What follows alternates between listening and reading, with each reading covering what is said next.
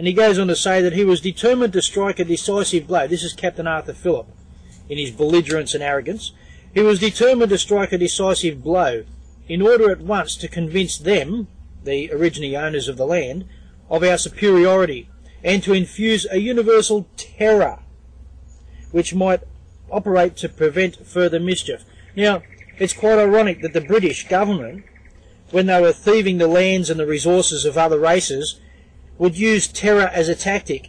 But now that those same British, the same British nation and its enclaves in various other sovereign lands, like for example Australia and America, now would use the term terror to describe thugs and land thieves and people who would oppose them in their practices. Well, it's quite ironic that back in the day they even described their own, they amongst them described their own behaviour as terrorism.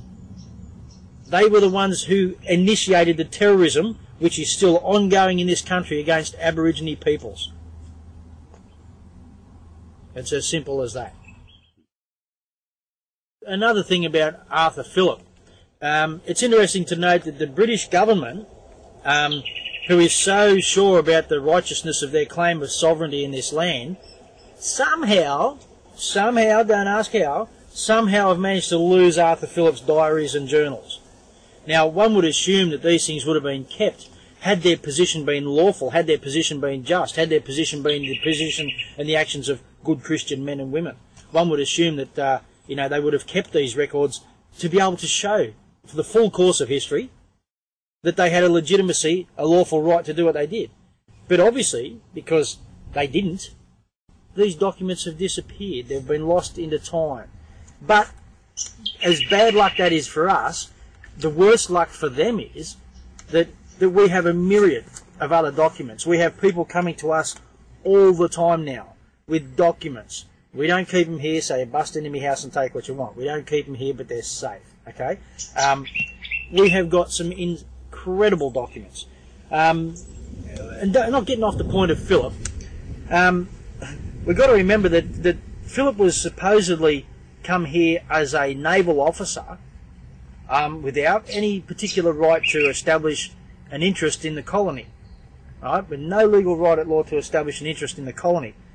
And we see here that the cattle had disappeared from Sydney Cove in 1792 and were found at cow pastures near Camden, near Sydney, in November 1795, and their numbers having increased to more than 60 head. When this came to Phillip's notice in England, the former governor wrote to King, who is the current governor, who was also in England on sick leave at the time, sounds a bit like Robert Menzies, and told Governor King that as 2 of the 5 cows originally lost were Phillip's property, or my property, I therefore have an undoubted claim to a share in the cattle found to have increased in so extraordinary a manner. Now Phillip sent this letter, and he gave his interest in the cattle to King to dispose of as you may judge proper. And in March 1798, Collins reported that 170 head had been seen in the area, and in 1804, a party sent to the area by Governor King mounted 800. They counted more than 800 wild cattle. Now, even on today's market, that's a reasonable sum of money.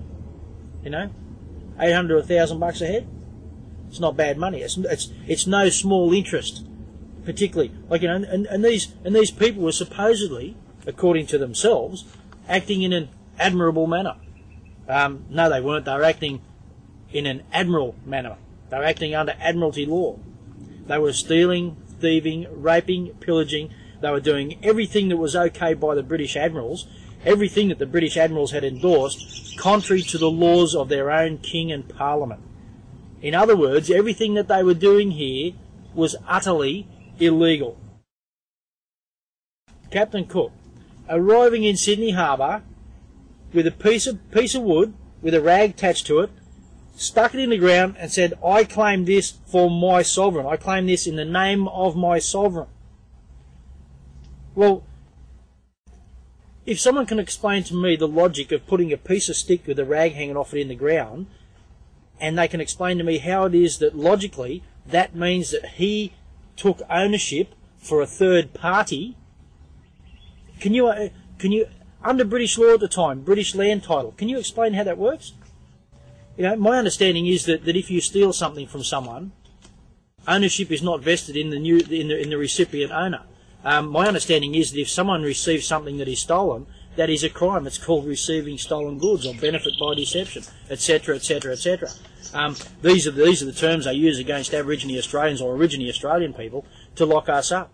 If we're involved in crimes, like for example stealing someone else's property or trespassing on someone else's property, we can be locked up under their law, the same law that they use to steal our property that they now claim as theirs.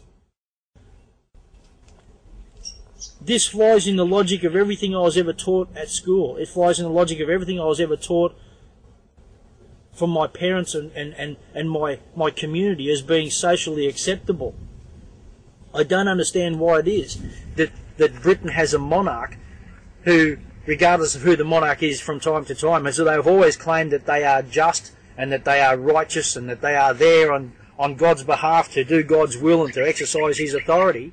But these same people continually go out and send others out in their name to break their own laws, to break the laws of their God upon which their own laws are supposedly based, in order to rape, pillage, thieve, steal, con, and consort with other criminals for the benefit of the same crown that's putting forward this proportion that they are all high and mighty. They are the regal, they are the Queen, they are the King of the Parliament. Big deal. Even that in itself, if we have a look at everything that they are doing. Their claim to be someone special by being the monarch of the Parliament of Great Britain is in itself a fraud. Fundamentally flawed. Why? Because the Queen of the Parliament of Great Britain, Queen Elizabeth II, is merely a glorified public servant. She has a position as a result of the Act of Settlement 1701 UK. If that act did not exist, she would not have a job. She doesn't have a throne because the Parliament has the throne. The throne is inside the Parliament. She has a job sitting on the throne inside the Parliament. Ask the Queen, can she create a law? Can she write a law and hand it to the Parliament and say, there you go, now that's law from this day forward? No, she can't. Why? Because she works for them. They don't work for her.